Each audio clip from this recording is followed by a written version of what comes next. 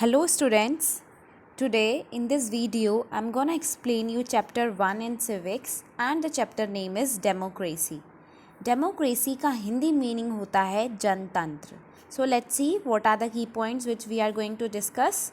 First is forms of government, meaning of democracy, features of democracy, democratic society, and the last is economic democracy. So let's begin and see what the democracy is all about.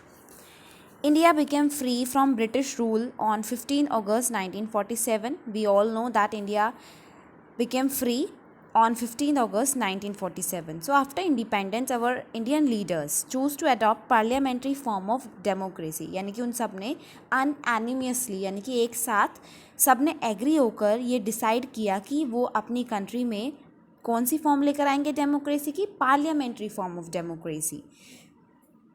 उसकी हमारी जो India है उसकी neighbouring countries जो हैं जैसे पाकिस्तान है, बांग्लादेश है, म्यांमार है, इन सब में डेमोक्रेसी ऑलरेडी अडॉप्टेड थी. So let's see first the forms of government. Forms of government means different types of governments are there. So let's see them. There are various forms of government that exist in today's world. आज की date में बहुत सारी government की forms हैं. The first one is monarchy. Monarchy is a system of government in which all the powers are in the hand of king or queen. यानी कि monarchy government का वो सिस्टम होता है जिसमें जो सारी पावर होती है वो किंग या क्वीन के हाथ में होती है. ही मे बी किंग और she may be queen. whose seat is hereditary. hereditary means fatherly. ये उनकी अनुवंशिक है यानी कि उनकी पीढ़ी दर पीढ़ी ये एक्सचेंज होती हुई आ रही है. लाइक फादर से बेटे को जाएगी, बेटे से बेटे को जाएगी इन द जो उसको हम बोलते हैं हेरिडेटरी. तो जो ये मोनार्की है ये वो गवर्नमेंट है जो पावर किंग या क्वीन के हैंड में रहती है, हेरिडेटरी होती है वो. Monarchy is of two type. Monarchy दो तरह की है. First is absolute and the second one is constitutional. Constitutional and monarchy. Absolute monarchy means that the ruler has total control over the state. Like I told you that monarchy is of two types. First is absolute and the second one is constitutional. So absolute monarchy क्या होती है? Absolute monarchy में जो ruler होता है उसके पास पूरा control होता है पूरी स्टेट का, यानी कि हम बोल सकते हैं पूरी कंट्री का, जितना भी उसका राज्य है पूरा कंट्रोल उस एक पर्टिकुलर बंदे के पास होता है. All power of government are vested in a monarch. यानी कि सरकार की जितनी भी ताकत होती है वो किसके पास होती है? मोनार्क के पास होती है. और एब्सोल्यूट हो गई ये तो. और कॉन्स्टिट्यूशनल मोनार्की में क्या होता है कि जो पावर्स होती हैं the powers of the ruler, यानी कि जो मोनार्क है उसके पास जो पावर्स होंगी ये डिसाइड कौन करेगा? कॉन्स्टिट्यूशन डिसाइड करेगा. यानी कि कॉन्स्टिट्यूशन ये स्पेसिफाई करके रखेगा कि मोनार्क को क्या क्या पावर्स मिलनी चाहिए. यानी कि वो गवर्नमेंट नहीं है, एक तरह से सारी ताकत नहीं है उसके पास जैसे कि एब्सोल्यूट में होती है. So this is the difference between absolute monarch and constitutional monarchy. Right. तो the first form of government अभी जो हमने पढ़ा वो है monarchy. Now the second one is dictatorship. Second form है गवर्नमेंट की dictatorship. Dictatorship means the rule by an unelected and all powerful dictator. Dictator को हम हिंदी में तानाशाह भी बोल देते हैं. डिक्टेटरशिप एक गवर्नमेंट की ऐसी फॉर्म होती है जहाँ पे सिर्फ एक पर्सन रूल करता है, या वन पर्सन बोल सकते हैं, स्मॉल ग्रुप्स जिनके पास सारी पावर होती है, एब्सोल्यूट पावर होती है उनके पास, विदाउट इफेक्टिव कॉन्स्टिट्यूशनल लिमिटेशन. यानी कि उनको कॉन्स्टिट्यूशन नहीं रोकेगा, उनको कॉन्स्टिट्यूशनल लिमिटेशंस नहीं होती उनके पास. ठीक है. वो ही पूरा क्या करते हैं? पूरी कंट्री को गवर्न करते हैं. जो एब्सोल्यूट पावर हैं वो किसके पास होगी? डिक्टेटर के पास होगी या मोनार्क के पास होती है. तो इसका मतलब ये है कि वो अबव द लॉ हैं. अबव द लॉ मीन्स कि उनको वो कानून को आंसरेबल नहीं है, वो बिल्कुल भी आंसरेबल नहीं है किसी को भी, कि they are not accountable to the people. Second world war के टाइम पे जर्मनी जो थी वो अंडर डिक्टेटरशिप थी हिटलर के, और उसकी पार्टी नाजी पार्टी के अंडर थी. मोर देन अ डिकेड, ये means more than 10 years Germany में किसने रूल किया था? हिटलर ने एज अ डिक्टेटर. सिमिलरली इसी तरह से इटली वॉज अंडर म्यूजोलिन रूल. ये भी डिक्टेटर रहे हैं तो इटली भी डिक्टेटरशिप में रही है. What is the name of the dictator? Mussolini. In a dictatorial form of government, there is absolute rule by a single person. यानी कि dictatorial form में क्या होता है कि absolute rule होता है एक ही person का पूरे country पर या पूरे state पर जितना भी राज्य है, तो हम उसको क्या बोलते हैं? dictator बोलते हैं. Fine. Now we have covered two forms of government. First was monarch and the second is dictatorship. Now the third one is democracy. The chapter is all about democracy के बारे में ही सारा चैप्टर है. तो this now the democracy, people are involve in formation of government, यानी कि लोग इन्वॉल्व होते हैं गवर्नमेंट फॉर्मेशन में डायरेक्टली और indirectly through the means of election. किसके ज़रिए? इलेक्शंस के ज़रिए. There are two type of democracy, दो तरह की डेमोक्रेसी होती हैं. If the government is elected and run directly, यानी कि गवर्नमेंट चुनी जाती है और वो डायरेक्टली चलाई जाती है लोगों के द्वारा, तो वो कौन सी डेमोक्रेसी होती है? Direct democracy. And like in our country India, what people do, people elect their representatives for a fixed term, है ना. हम फिक्स टर्म के लिए अपने रिप्रेजेंटेटिव्स चुनते हैं, who in turn form and run the government, जो कि क्या करते हैं? वो गवर्नमेंट बनाते हैं और देश को चलाते हैं ऑन देयर बिहाफ, यानी कि लोगों के बिहाफ पर, because we are voting them ना, तो हम ही बना रहे हैं, हमारे बिहाफ पर वो कंट्री को रन कर रहे हैं. तो वो कौन सी डेमोक्रेसी होती है? इनडायरेक्ट और रिप्रेजेंटेटिव डेमोक्रेसी. इनडायरेक्ट डेमोक्रेसी का ही जो अनदर नेम है वो है representative democracy.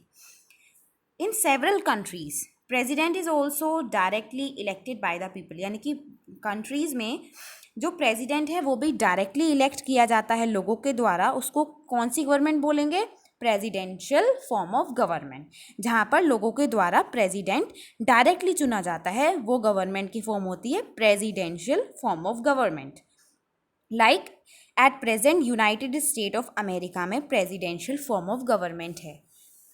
Now the unitary form of government, all the powers are vested in the central government, यानी कि सेंट्रल गवर्नमेंट के पास सारी पावर होती है. यानी कि जो होल टेरिटरी है, जो पूरा क्षेत्र है, वो किससे गवर्न किया गया है? वो सिर्फ एक सरकार से, यानी कि सिंगल सेंटर पावर, सिर्फ एक ही गवर्नमेंट होती है. Like United kingdom. In most democracies, ज़्यादातर डेमोक्रेसीज में जो प्रेसिडेंट है वो लोगों के द्वारा चुना जाता है, तो उन कंट्रीज़ को हम बोलते हैं republic, where president is also elected by people. India is also a republic and a democratic country. So India को हम बोलेंगे India is a democratic republic, क्योंकि हमारे पास गवर्नमेंट भी है and on the other hand we have the right to choose our president elected by the people, right. So we are democratic republic country. Now the meaning of democracy. What is the exact meaning of democracy? Democracy means people power, or we can say democracy is a word which is derived from the Greek word demos. Demos का meaning होता है people and kratos means power. तो people के पास जो power है, democracy में people have the power to elect their leaders. यानी कि डेमोक्रेसी, अब हम देखते हैं डेमोक्रेसी क्या होता है. डेमोक्रेसी में लोगों के पास पावर होती है वो अपना नेता चुनने की. It is a form of government. ये एक ऐसी फॉर्म होती है गवर्नमेंट की जहाँ पर लोग फ्रीली पार्टिसिपेट करते हैं in the governance of a country. यानी कि जो सरकार है वो लोगों को क्या है? आंसरेबल है. अगर उसने कोई भी एक्ट किया है, कोई भी पॉलिसी बनाई है, कोई भी नियम बनाया है, तो हम लोग क्वेश्चन कर सकते हैं, because government is answerable to us. Abraham Lincoln ने डिफाइन किया है डेमोक्रेसी को the government of the people, यानी कि लोगों की सरकार, बाय द पीपल, लोगों के द्वारा बनाई गई सरकार, और फॉर द पीपल, लोगों के लिए बनाई गई सरकार. यानी कि इन तीनों तरह से क्या है, ये जो गवर्नमेंट है वो किसके लिए है? लोगों के लिए है, because we are forming our government by our self. In western world में ये जो डेमोक्रेसी का आइडिया आया था वो डेवलप हुआ था Greek city state of Athens से. Athens is a capital of Greece. तो ये कहाँ से आया था? एथेंस से आया था ये आइडिया डेमोक्रेसी का, डायरेक्ट डेमोक्रेसी का. पहले ग्रीस में जो स्टेट्स होती थी वो स्मॉल होती थी and people use to gather at one place. लोग एक जगह इकट्ठा हो जाते थे टू मेक लॉज, नियम बनाने के लिए. दस all people participate in the governance. सारे लोग जो गवर्नेंस यानी कि कोई रूल बन रहा है, कोई पॉलिसी बन रही है, उसमें पार्टिसिपेट करते थे and were free to make rules and laws. और आराम से वो मतलब फ्रीली क्या बनाते थे, रूल्स बनाते थे और लॉज बनाते थे। तो इस तरह की डेमोक्रेसी को जब लोग डायरेक्टली पार्टिसिपेट करते हैं तो हम उसको डायरेक्ट डेमोक्रेसी बोलते हैं। जो कॉन्सेप्ट है या आइडिया है डेमोक्रेसी का, वो अचानक से नहीं आ गया, यानी कि सडनली ही ये डेवलप नहीं हुआ है, but a number of revolutionary movements that took place over a long period of time, यानी कि बहुत सारे ऐसे आंदोलन हुए हैं जिनकी वजह से डेमोक्रेसी आज हमारी कंट्री में इतनी ज़्यादा फुलफिल्ड है। So this is a chart given in your book. You just go through it. These are the movements or revolutions that took place that time. So जिसकी वजह से आज हमारी कंट्रीज़ में डेमोक्रेसी बहुत ज़्यादा फ्लरिश कर रही है। Many countries in the world today have democracies and they have granted equal voting rights to all the people. यानी कि बहुत सारी कंट्रीज़ में आज की डेट में डेमोक्रेसी है और वो क्या कर रहे हैं, वो लोगों को कंप्लीट राइट दे रहे हैं, अधिकार दे रहे हैं वोट करने का। So now let's see our next topic, that is features of democracy. The features of democracy are like the characteristics of democracy. What democracy is? Constitution of India provide for a democratic form of government. जो constitution है, जो हमारा संविधान है India का, वो क्या करता है, वो हमें एक democratic form of government provide करी है उसने. The government is accountable to the people. Accountable to the people means government जो है वो हमें आंसरेबल है. A democratic country works well if people participate freely in the governance. यानी कि डेमोक्रेटिक कंट्री तभी अच्छे से वर्क कर सकती है जब लोग हैं वो फ्रीली पार्टिसिपेट करें.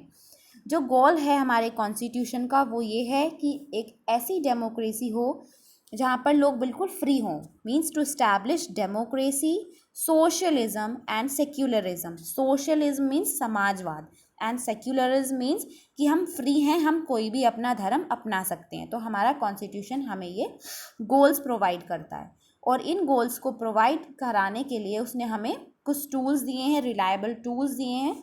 This tool establish of democracy form of government. और ये जो टूल हैं ये हमें ये क्या करते हैं, ये एक डेमोक्रेटिक फॉर्म ऑफ गवर्नमेंट स्थापित करने की हमें पावर देते हैं. लाइक every person या we can say every all adult man and women, जितने भी मैन हैं वुमेन हैं जो कि 18 ईयर्स से ज़्यादा है जिनकी एज, वो अपनी वोट डाल सकते हैं अपने रिप्रेजेंटेटिव्स को, यानी कि अपने मनपसंद रिप्रेजेंटेटिव्स को. Every adult is free to vote, यानी कि हर कोई जो 18 ईयर्स से ज़्यादा का है वो वोट कर सकता है. अब उसका उसमें धर्म नहीं देखा जाएगा कि वो कौन सी धर्म का है, वो कौन सी जाति का है, अमीर है, गरीब है, औरत है, आदमी है, ये सब नहीं देखा जाएगा कि वो कितना पढ़ा लिखा है, अनपढ़ है, कैसा भी है, ये नहीं देखा जाएगा. क्यों?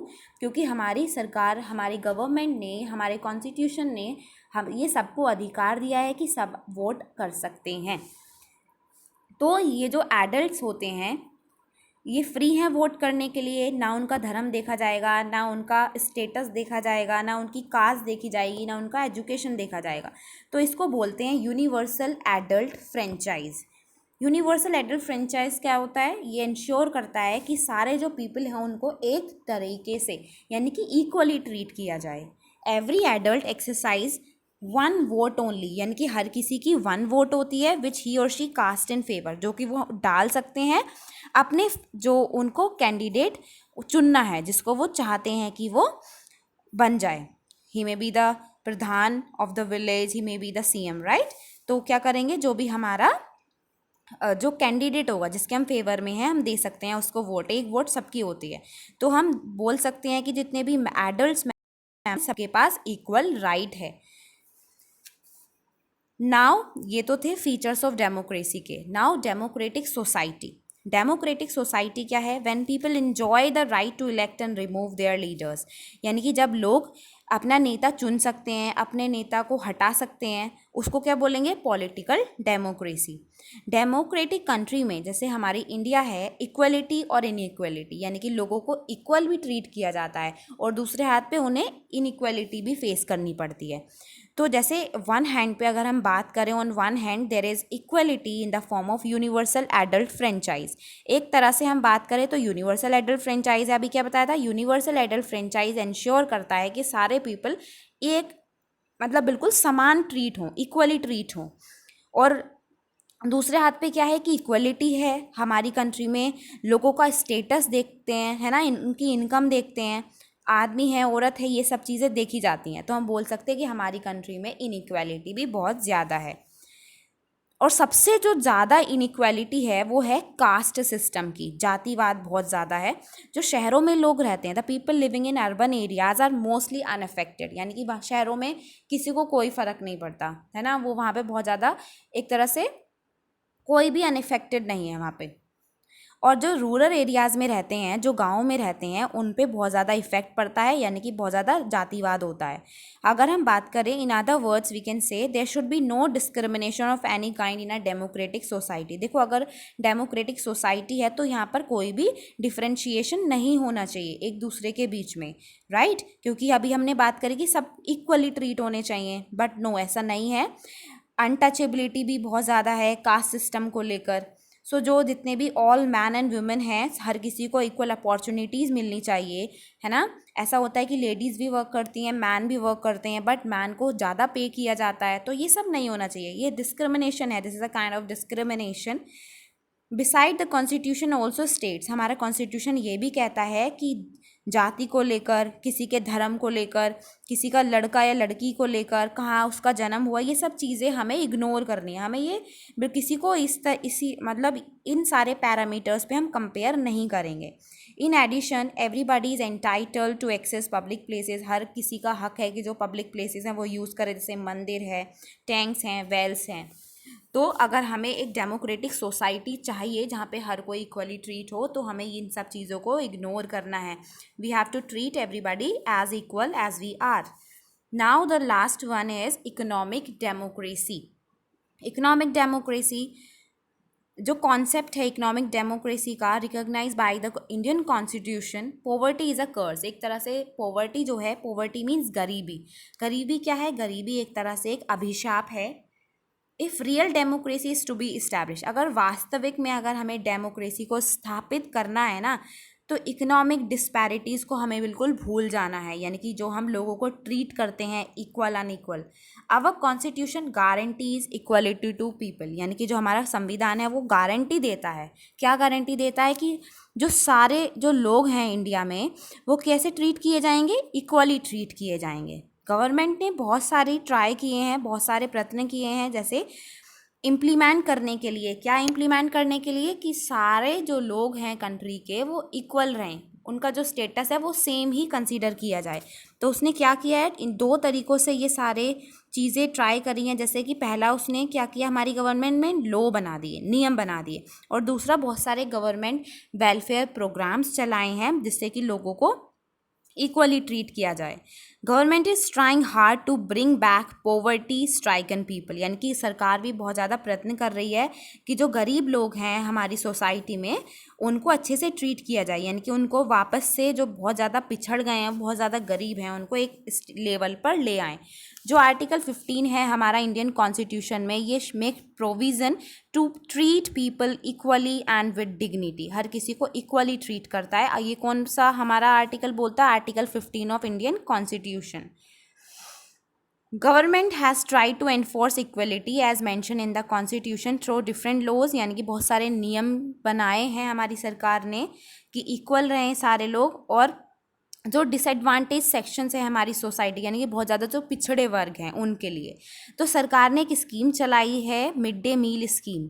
मिड डे मील स्कीम सबसे पहले तमिलनाडु स्टेट में इम्प्लीमेंट हुई थी, लागू हुई थी 28 नवंबर को 2001 में, और ये स्कीम लॉन्च हुई थी 15 अगस्त 1995 में।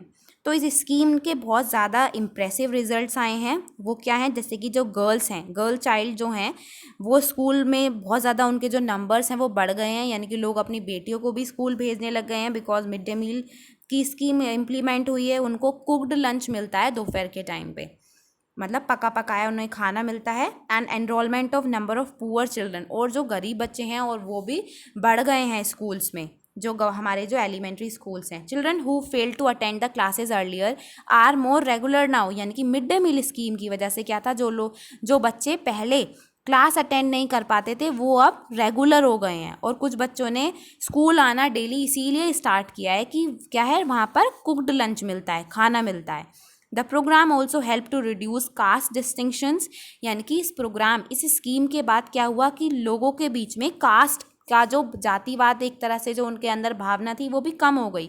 कम कैसे हो गई? क्योंकि वहाँ पे स्कूलों में ऊपर मतलब ऊपरी कास्ट के जो बच्चे थे, जो अपर कास्ट के थे और लोअर कास्ट के थे, वो दोनों ही जातियों के बच्चे क्या करते थे, एक साथ खाना खाते थे। तो उनके बीच में जो डिफ्रेंसिएशन है वो भी कम होता जा रहा है। और जो बहुत ज़्यादा गरीब लोग हैं, बहुत ज़्यादा डिसएडवांटेज सेक्शन से जो बिलोंग करते हैं, उनको काम मिल गया मिड डे मील स्कीम की वजह से, क्योंकि वो क्या करते हैं, वो स्कूल्स में खाना बनाते हैं या उनके असिस्टेंट बन जाते हैं। Equality also means that all people receive proper opportunities for their development and workers should not be exploited by owner and peasants। यानी कि इसका मतलब है कि इक्वलिटी का मतलब ये है कि सारे लोगों को इक्वल अपॉर्चुनिटीज़ मिलनी चाहिए, और ऐसा नहीं है कि जो मालिक हैं, जो लैंडलॉर्ड्स हैं, ज़मींदार हैं, वो एक्सप्लॉइटेशन करें, किसी का भी शोषण करें। हर किसी को, चाहे वो औरत है चाहे वो आदमी है, सबको इक्वल वेजेस मिलने चाहिए। Now the democratic government can survive. जो हमारी ये जो डेमोक्रेटिक सरकार जो बनी हुई है, वो तभी अच्छे से काम कर पाएगी जब हर किसी का सोशली हम इक्वल समझेंगे और इकोनॉमिकली फ्री, यानी कि हर किसी को लिबर्टी मिले, इक्वलिटी मिले। यही दो प्रिंसिपल्स हैं हमारी डेमोक्रेसी की, जिस पे हमारी जो डेमोक्रेसी है वो बेस्ड है। So that's the chapter democracy. I hope आपको ये समझ में आया होगा। Thank you.